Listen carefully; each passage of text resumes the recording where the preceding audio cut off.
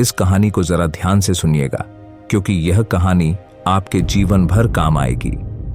नमस्कार दोस्तों, JP motivator YouTube channel में आपका दिल से स्वागत है। जन्म और मरण के इस चक्र में हमारा जीवन, मन और मस्तिष्क लगातार विचारों, इच्छाओं और विकर्षणों से भरा रहता है।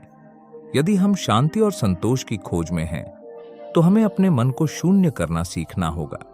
खाली मन ही वह आधार है जहां से हम सच्ची शांति, ज्ञान और आनंद को पा सकते हैं।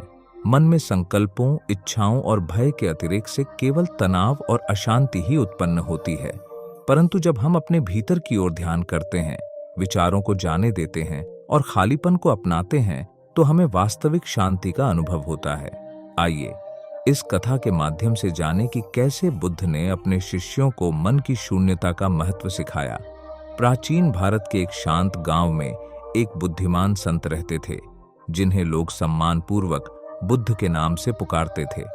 उनकी शिक्षा और साधना से आसपास के लोग अत्यंत प्रभावित थे। हर दिन दूर दूर से लोग उनके पास आते, अपने जीवन की कठिनाइयों और मानसिक अशांति का समाधान पाने के लिए। एक दिन एक युवा विद्वान, जिसका नाम आनंद था, बुद्ध के पास आया। उसने कई ग्रंथों का अध्ययन किया था और अपने ज्ञान पर गर्व करता था, लेकिन उसे अब भी भीतर कहीं गहरी असंतुष्टि और अशांति महसूस होती थी।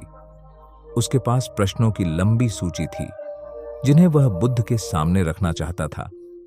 आनंद ने बुद्ध से विनम्रता से कहा, गुरुजी, मैंने बहुत कुछ पढ़ा और जाना है, परंतु फिर भी मुझे भीतर से सुकून नहीं मिलता। मेरा मन हमेशा अशांत रहता है। कृपया मुझे इसका समाधान बताएं।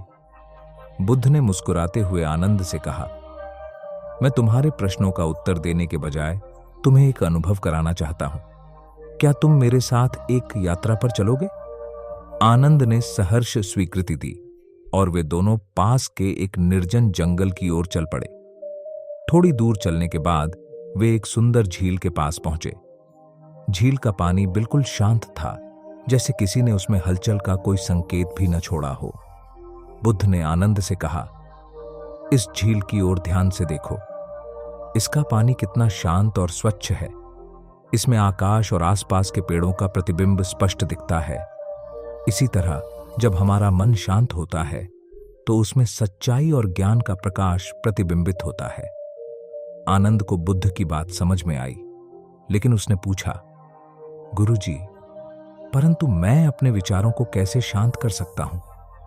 मेरे मन में हमेशा नए नए विचार आते रहते हैं और मैं उन्हें रोक नहीं पाता। बुद्ध ने एक पत्थर उठाया और उसे झील में फेंक दिया। पत्थर पानी में गिरा और उसकी सतह पर लहरें बन गईं। झील का शांत पानी तुरंत अशांत हो गया। बुद्ध ने कहा, यह पत्थर तुम्हारे विचारों के समान है।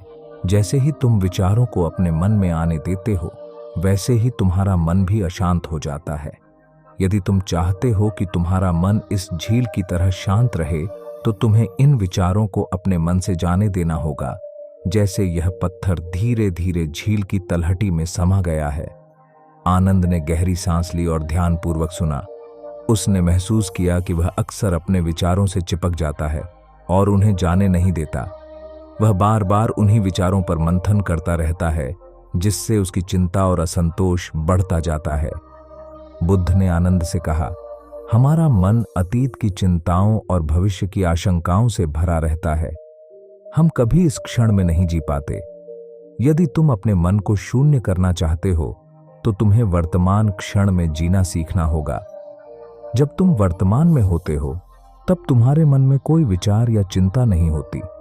वह पूरी तरह से खाली और शांत होता है। आनंद ने बुद्ध की बात पर विचार किया। उसने सोचा कि वह हमेशा या तो अपने अतीत की असफलताओं पर पछताता रहता है या भविष्य की संभावनाओं पर सोचता रहता है। उसने पहली बार महसूस किया कि उसकी अशांति का कारण उसका अतीत और भविष्य में भटकना ही है। बुद्ध ने आनंद को निर्देश दिया, इस झील के पास कुछ समय बैठो और अपने मन को शांत करने का प्रयास करो। ध्यान करो और अपने विचारों को आते जाते देखो, परंतु उनसे चिपको मत। उन्हें अपने आप बह जाने दो, जैसे ये लहरें धीरे धीरे शांत हो जाती हैं।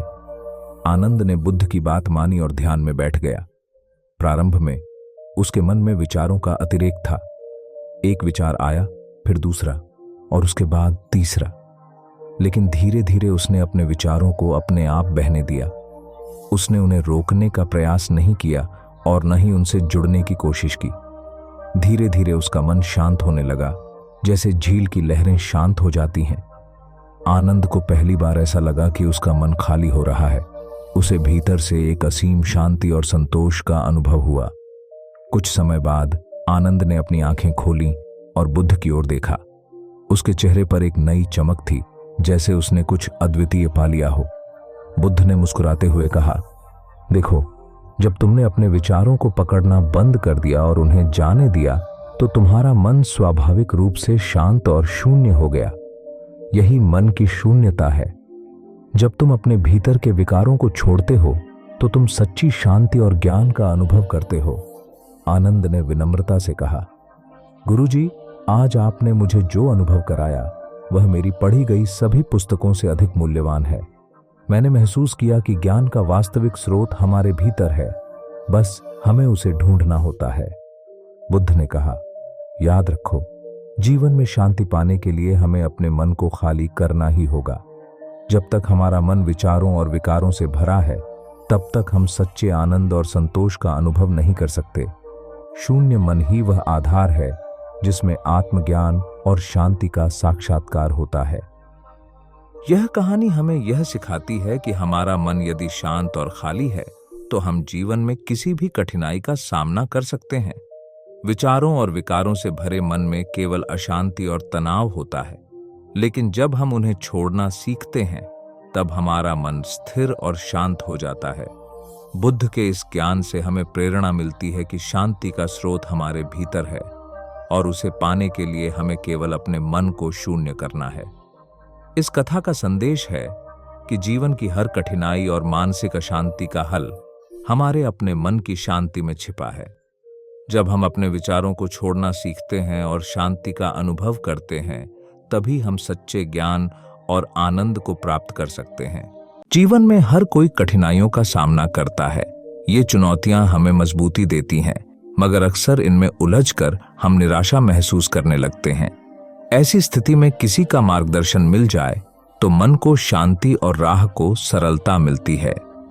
भगवान बुद्ध का जीवन और उनके उपदेश हमें सिखाते हैं कि हर परेशानी का हल हमारे भीतर है, बस सही दृष्टिकोण से उसे देखना होता है। इस कहानी में हम देखेंगे कि कैसे बुद्ध के विचार किसी भी मुश्किल परिस्थिति में हमें मार्ग दिखा सकते हैं। बहुत समय पहले की बात है। गौतम बुद्ध अपने शिष्यों के साथ एक गांव में आए हुए थे। यह गांव सुंदर और हरियाली से भरा था, मगर गांव के लोग अपने जीवन में परेशान और दुखी थे। गांव का मुखिया बुद्ध के पास पहुंचा और निवेदन किया, हे भगवान, हमारे गांव के लोग तरह तरह की परेशानियों से घिरे हुए हैं। कोई आर्थिक समस्याओं से परेशान है, कोई रिश्तों में उलझा हुआ है और कोई मानसिक शांति की तलाश में है। कृपया हमें कोई ऐसा उपाय बताइए जिससे हम सभी को शांति मिल सके। बुद्ध मुस्कुराए और गांव वालों को इकट्ठा करने को कहा। जब सभी लोग वहां आ गए तो बुद्ध ने अपनी बात शुरू की। जीवन में परेशानियां तो हर किसी के हिस्से में आती हैं, लेकिन कठिनाइयों से घबराना नहीं चाहिए। हर परेशानी में एक राह होती है, एक सीख होती है। आज मैं आप सभी को एक कहानी सुनाऊंगा जो आपके दिल और दिमाग को शांति देगी। सभी ने ध्यान से सुनने की तैयारी की। एक दिन की बात है। बुद्ध अपने एक शिष्य आनंद के साथ एक जंगल से होकर गुजर रहे थे। दिन भर की यात्रा के बाद वे दोनों एक पेड़ के नीचे बैठ गए। अचानक बुद्ध ने आनंद से कहा, आनंद, मुझे प्यास लगी है। पास में कोई जलाशय हो तो जाकर पानी ले आओ। आनंद तुरंत निकट के जलाशय की ओर चल पड़ा। जब वह वहां पहुंचा तो देखा कि पानी में कीचड़ मिला हुआ था। पानी के ऊपर सूखी पत्तियां और घास तैर रही थीं। आनंद यह देख निराश हो गया और वापस बुद्ध के पास आकर बोला, भगवान, पानी साफ नहीं है, उसमें कीचड़ और गंदगी है, इसे पीना ठीक नहीं होगा। बुद्ध ने शांत स्वर में कहा, कोई बात नहीं आनंद, थोड़ी देर बाद फिर से जाकर देखो। थोड़ी देर बाद आनंद फिर से उस जलाशय पर गया, लेकिन पानी अभी भी गंदा था। निराश होकर वह लौट आया और बुद्ध से कहा, भगवान, पानी अब भी साफ नहीं हुआ है। बुद्ध ने मुस्कुराते हुए कहा, कोई बात नहीं आनंद, समय और धैर्य दो सबसे बड़े शिक्षक हैं। थोड़ी और प्रतीक्षा करो, फिर एक बार और देखना। आनंद को बुद्ध की बात में गहराई महसूस हुई, मगर वह समझ नहीं पाया कि इसका अर्थ क्या है। थोड़ी देर बाद बुद्ध ने फिर से उसे पानी लाने के लिए कहा। इस बार जब आनंद जलाशय पर पहुंचा तो देखा कि पानी बिल्कुल शांत हो गया था और उसकी सतह पर तैरने वाली सारी गंदगी नीचे बैठ गई थी। अब पानी साफ था। आनंद ने बर्तन में पानी भरा और बुद्ध के पास ले आया। बुद्ध ने पानी पीते हुए आनंद से कहा, क्या तुमने देखा आनंद, जिस जलाशय का पानी गंदा था वही पानी समय और धैर्य से शांत होकर साफ हो गया। इसी प्रकार हमारे मन में भी जब अशांति होती है तो वह हमारे जीवन में कठिनाइयां उत्पन्न करता है। हमें केवल धैर्यपूर्वक प्रतीक्षा करनी चाहिए। मन भी शांत होगा और हमारे विचार भी स्पष्ट हो जाएंगे। तब हमें हर समस्या का हल अपने आप दिखने लगेगा। बुद्ध की यह सीख गांव वालों के लिए बेहद महत्वपूर्ण थी। उन्होंने समझाया, जीवन में हर परेशानी को लेकर जल्दबाजी में कोई निर्णय लेना उचित नहीं है। कभी कभी हमें बस धैर्य और समय के साथ चलने की आवश्यकता होती है।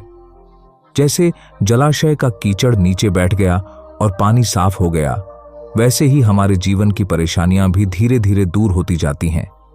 बस हमें उनके ऊपर शांत और स्थिर रहना होता है। गांव के लोग बुद्ध की बातों को सुनकर हैरान थे। एक युवक ने पूछा, भगवान, लेकिन कई बार हम इतनी निराशा में घिर जाते हैं कि धैर्य रखना कठिन हो जाता है, तब क्या करें? बुद्ध ने कहा, ऐसे समय में हमें अपने मन को उस जलाशय की तरह देखना चाहिए। यदि हम परेशान हैं तो हमें एक शांत स्थान पर जाकर कुछ समय बैठना चाहिए। अपने विचारों को आने दो और उन्हें धीरे धीरे जाने दो। किसी भी समस्या का हल तभी मिलेगा जब हमारा मन शांत और स्थिर होगा। बुद्ध की बातों से गांव के लोग प्रोत्साहित हुए और उन्हें एक नई दृष्टि मिली।